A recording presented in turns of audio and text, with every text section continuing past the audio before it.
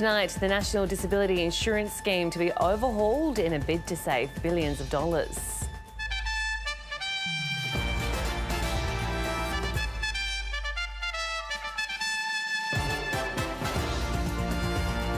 The Obamas headline day 2 of the Democratic National Convention. The true cost of free delivery. Online shoppers set to pay the price as high shipping costs hit retailers. And a very Territorian debate over whether you should be able to keep a crocodile as a pet.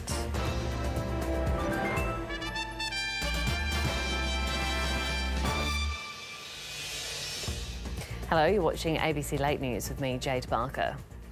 The National Disability Insurance Scheme is set for a significant overhaul after the federal government secured support from the states and territories. The changes are aimed at cutting rising costs of the $35 billion scheme, but the disability community is demanding a rethink.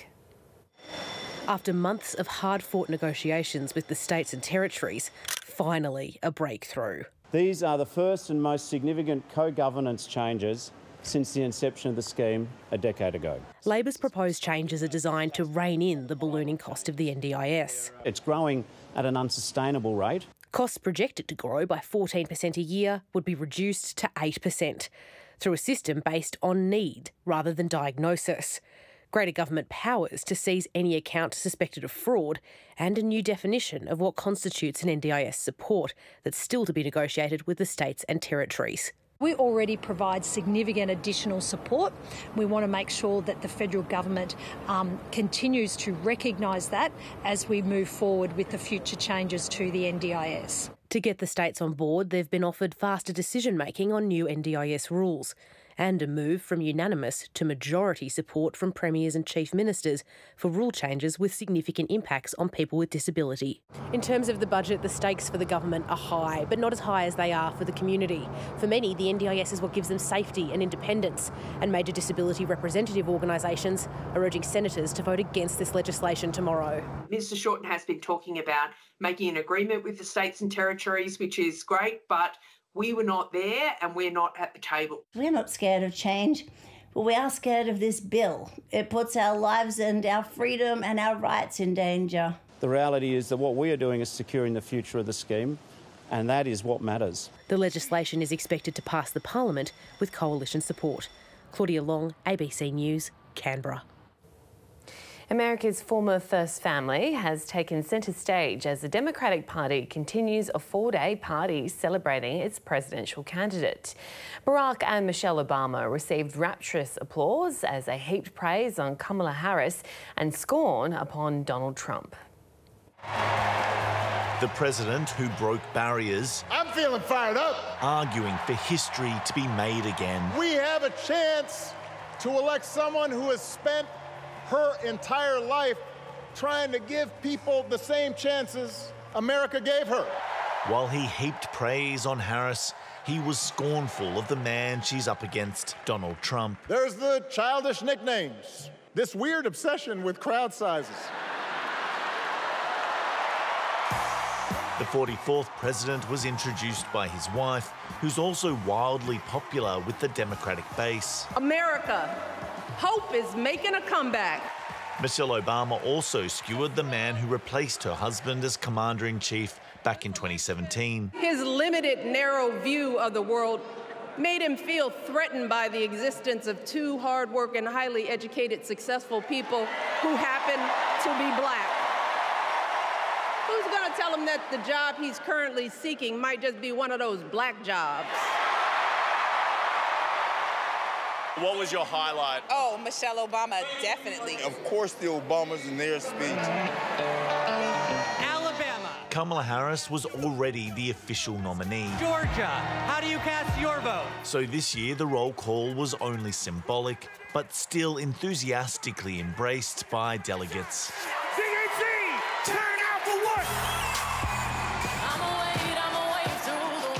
The Democratic Party's pick was beamed in from a rally in the neighbouring swing state of Wisconsin. They have nominated Coach Walz and me to be the next vice president and president. Her Republican rival was also on the campaign trail in another Midwest swing state, Michigan. We're here today to talk about how we are going to stop the Kamala crime wave. Kamala Harris had a rapid and unusual path to the top of the party ticket. That means this convention doesn't feature the acrimony or resentment often left over from a bruising primary. Perhaps the most important gift the departing Joe Biden gave his anointed successor is a party seemingly extraordinarily united. Democrats drawing inspiration from their past glory. Yes, she can. And hoping they can pull off what until recently seemed an unlikely victory. Carrington Clark, ABC News, Chicago. Military leaders are being accused of acting too slowly on warnings to cut academic ties between China and the Australian Defence Force Academy in Canberra. The ABC has revealed that the University of New South Wales, Canberra, which teaches courses for trainee officers at ADFA, has recently moved to limit research collaboration with Chinese universities. UNSW Canberra says any cooperation with high-risk institutions is subject to rigorous assessment as required by the federal government. This has been a topic that has definitely been raised with defence leadership, particularly with foreign PhD students.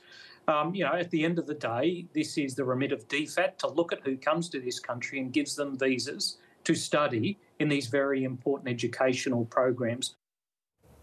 Australia's Domestic Violence Commissioner says more resources are urgently needed amid a national crisis of men's violence against women.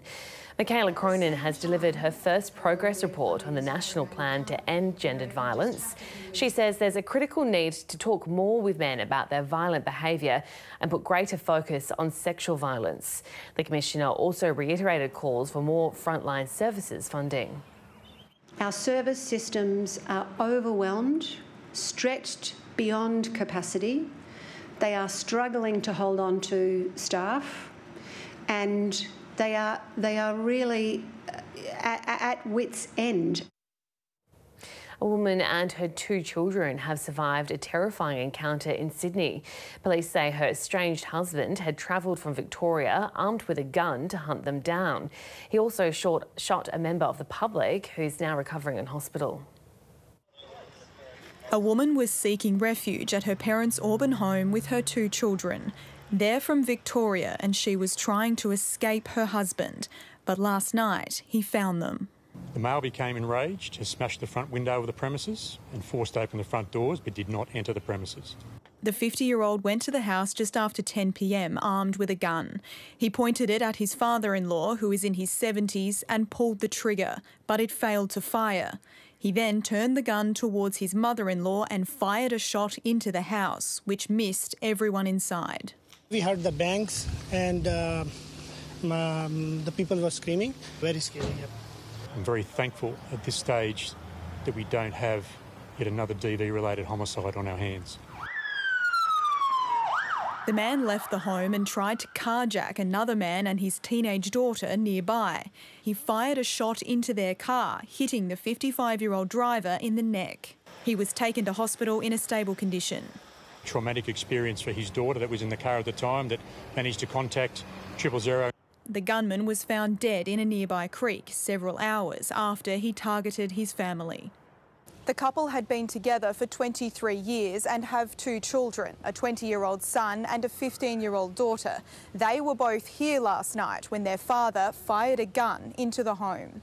There's a lot of shock and distress in the family at the moment, and the wealth of support is going around the family to ensure that we're providing everything humanly possible. Police say there were no recent reports of domestic violence involving the family in New South Wales or Victoria. But detectives are still investigating what led them to flee their home state. Leah Harris, ABC News, Sydney.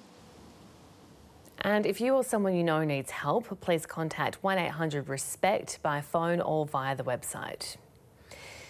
The journalist who broke the story of Brittany Higgins' rape allegation has denied she was part of a conspiracy to bring down Liberal Senator Linda Reynolds.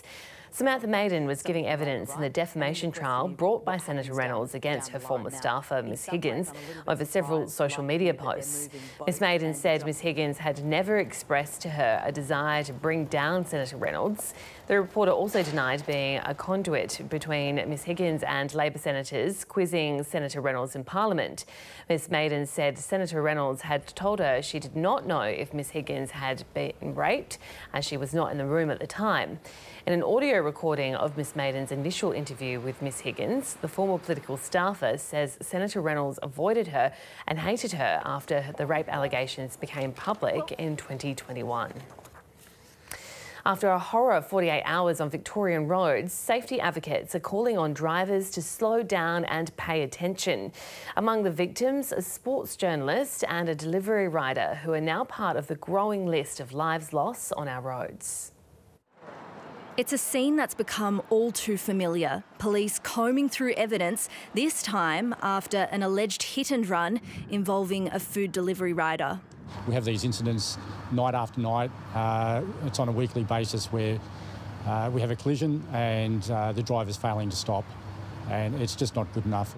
Members of the public helped the 27-year-old cyclist as best they could, but he died at the scene. A man has now been charged with drink driving and failing to stop. A spokesperson for DoorDash said, "Our hearts are with the rider's loved ones during this horrible tragedy. We've reached out to Victoria Police to assist with bringing those responsible to justice." The man is one of 5 lives lost on Victorian roads in the past 48 hours. In Richmond, floral tributes have been laid for Herald Sun sports journalist Sam Landsberger, who was hit by a truck yesterday morning. The AFL community today paying tribute. Yeah, look, a really thoughtful, polite, good young fella. Very challenging and morbid time for the family. So love to you, Jade and Ian, and we're thinking of you. According to the latest figures, 183 lives have been lost on Victorian roads this year, up 2.8% on the same time last year. In fact, the number of fatalities has been climbing post-COVID. Motorcyclist deaths are up 76% on the same period last year, from 25 to 44. Pedestrian deaths are up 41% from 22 to 31. It's just tragic that we have surpassed last year's number of lives lost already this year. And I think what's more tragic is that so many families, friends, colleagues are now suffering. Advocates say it's nothing new. Speeding, not driving to the conditions, drinking and driving, driving tired, all these factors are contributing to the rising toll. They say everybody has a role to play when it comes to keeping the community safe. Alexandra Alvaro, ABC News. Politicians could soon be suspended from Parliament, kicked off powerful committees and even fined up to 5% of their salary if they're found to have engaged in misconduct. A new independent commission is set to be established almost 4 years after a damning report laid bare the toxic culture of federal Parliament. Modernising old institutions takes time and will. This legislation today is designed to move our Parliament forward one more step. A step towards a workplace that actually sets the standard for others. Every other workplace in the country has these standards of behaviour, and Parliament should too. For the first time in the history of Parliament, codes of conduct for politicians and staffers have been written and endorsed. Now they'll be enforced. An independent Parliamentary Standards Commission is set to be established to investigate serious misconduct and sanction the culprits, including MPs and senators themselves. The sanctions we're looking at are suspension, removal from a parliamentary committee or a fine. They are, plus, I guess, the transparency that comes with this process. While investigations will be kept secret, it'll be up to Parliament's 13-person Privileges Committee and ultimately the Parliament to determine which penalty should apply. For years, politicians have behaved badly and got away with it, but that changes today. It's the final recommendation of Kate Jenkins' landmark 2021 report, which lifted the lid on bad behaviour at Parliament House. A report triggered by the alleged rape of former staffer Brittany Higgins inside a ministerial office. A set standard report found that bullying, harassment, other complaints were common in this workplace, and we're trying to change that. Cultural change is happening here, albeit slowly. Parliament's adopted more family-friendly sitting hours and a new workplace support service has been set up, bringing an HR service to a building that lacked one. But in an atypical workplace where conflict is embedded, some reckon there's still room to lift the tone of debate. The shouting, the mocking, the name-calling. I have never stood in a boardroom and been yelled at. Jane Norman, ABC News, Canberra. Russia says it has shot down nearly a dozen Ukrainian drones headed for Moscow in one of the largest attacks on the Russian capital. Dozens more were shot down over Russian border regions where Ukraine has been targeting critical infrastructure like bridges and oil depots. Meanwhile, Moscow continues its military pressure in Ukraine's east and south, where a 14-year-old boy has died after a rocket attack. This kiosk ablaze in what is normally a sleepy southern Ukrainian village. Locals say soccer practice had just got started nearby when a Russian shell fell directly onto it. After the explosion, players and spectators scattered. The children that were injured were here. They didn't speak at all because they were in shock. We took everyone out immediately.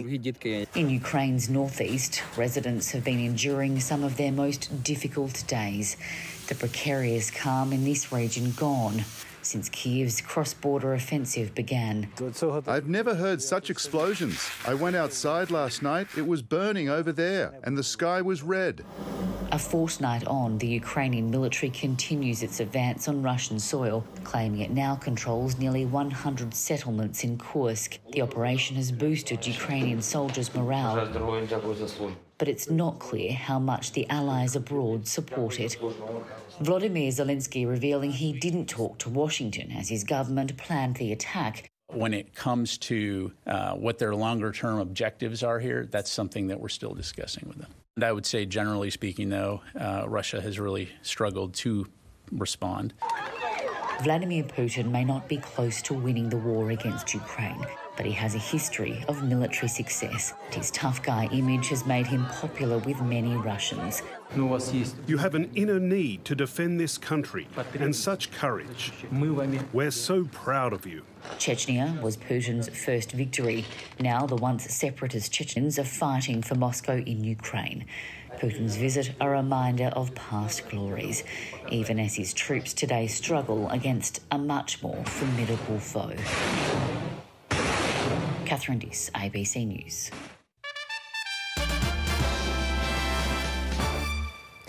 Australia's first publicly funded specialist residential eating disorder treatment centre is ready to open its doors in Canberra. The centre has been welcomed by the families of patients. For people with an eating disorder, this specialist centre could soon be their home away from home. For David Quilty, whose young adult daughter has an eating disorder, the centre may form part of his caring journey in the future. One of the terrible things with eating disorders is it isolates sufferers. Involving families and carers makes a huge difference. The subacute centre will care for those with anorexia, bulimia and binge eating disorder who need more care than can be provided at home, but don't need hospitalisation or intensive support like a feeding tube. It will be staffed by GPs, nurses, dietitians, exercise physio, a social worker and psychologists and psychiatrists as required, and will provide many different types of therapy, including art, yoga and gardening. We can provide for people of all genders and all body shapes and sizes, and it's a very inclusive space. It's sort of creating a whole new relationship with food and wellbeing and kind of that more holistic approach to recovery. At a cost of $13.5 million, the federally funded Residential Eating Disorder Centre has been a long time coming.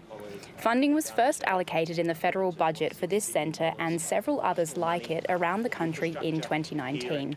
A non-hospital-like environment has been promised in the centre that can care for up to 12 patients at any one time, with the first of those expected to arrive for initial appointments from next week. But it won't care for people aged under 16, despite parents of children with eating disorders telling the ABC there is a real need for this in the community. The kind of care that you provide to someone over 16 versus someone under 16 is quite different. For now, those patients will need to look elsewhere for support.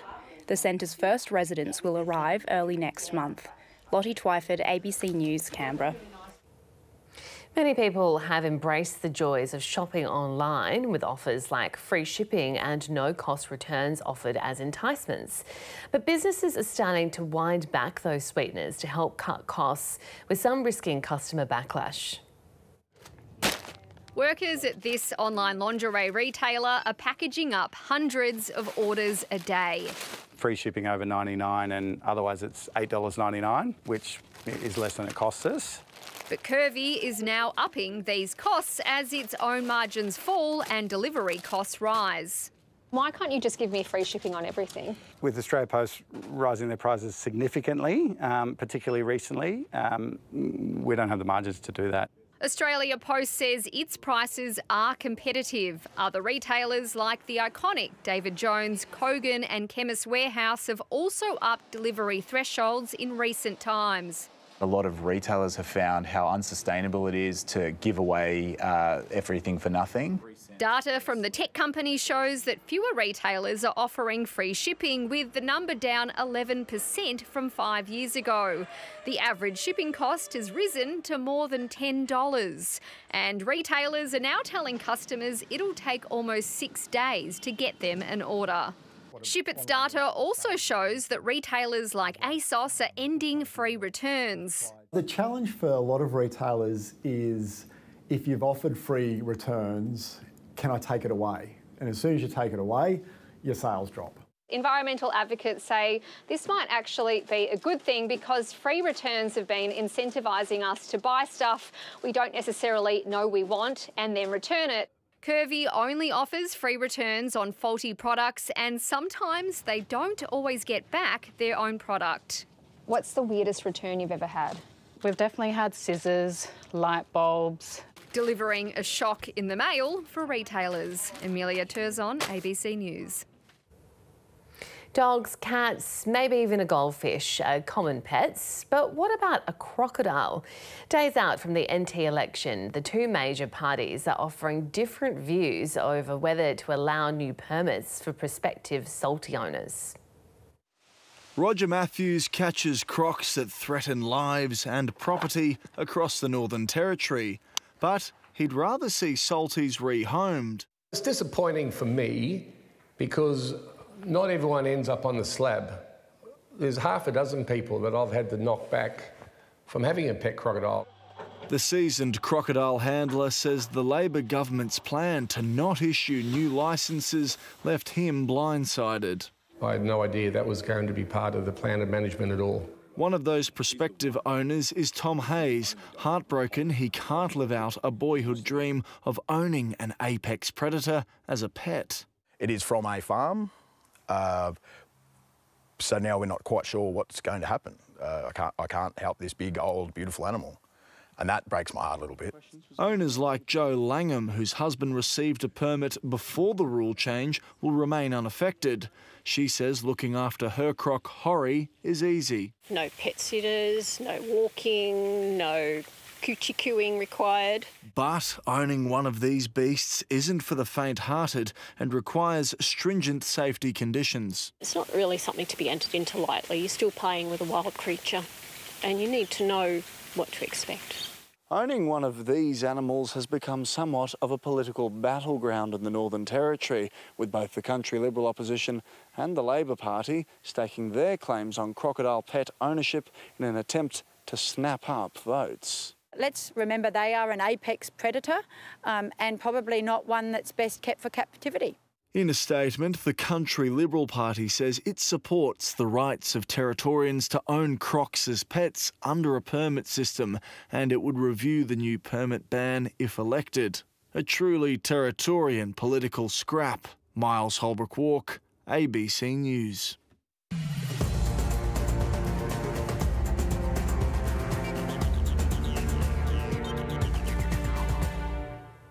Port Adelaide is set to challenge Dan Houston's 5-match ban for his bump on Adelaide's Isaac Rankin during last weekend's AFL showdown.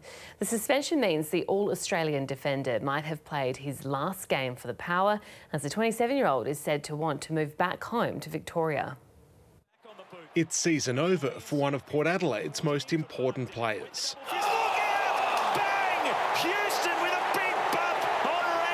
Dan Houston was outed for 5 matches after this hit on Isaac Rankin, leaving the Crows star concussed. It means Houston would be suspended, even if the Power were to get all the way to the grand final. The club is appealing the verdict in an effort to reduce the ban and possibly get the 27-year-old back later in the final series. The Bulldogs season is also on the line ahead of a crucial clash with Greater Western Sydney. The match will have added importance for Luke Beveridge, who will break the club record for number of games coached, passing Bulldogs legend Ted Whitten. I've got a bit left to give, so at some point I'll reflect on it. But it's important, I think, more than ever, this week that our focus is on the team. Ireland's AFL Games record holder Zach Tui is set to call time on his football journey at the end of the year. The 34-year-old midfielder has enjoyed a remarkable career across both Geelong and Carlton after being recruited out of Ireland in 2010, and he's just one of 3 Irish players to win an AFL premiership. I just wanted to thank you for everything. Geelong, the club and the city has been incredible for me and my family. I consider myself a Geelong person forever. And after missing selection last week, Dyson Heppell will get a chance to farewell the Essendon faithful in the Bombers' last game of the season. Out of finals contention, Saturday's clash against Brisbane will be Heppell's 253rd and final game in the red and black. Fraser Fife, ABC News. Australian Paralympic swimmer Lakeisha Patterson says the prospect of going for her 3rd consecutive gold medal is a privilege. Patterson has won the past 2 Paralympic gold medals in her classification in the women's 400 metres freestyle event. The Dolphins team is preparing for next week's Paralympic Games at a French training base before heading to Paris. She says the excitement ahead of her 3rd Games is just the same as it was for her first 2 in Rio and Tokyo. Chasing an elusive gold medal is what everyone wants. It's the dream. It's such a privilege and an honour. So to be vying for that for the 3rd time now is really special and a real privilege and honour to be able to do that.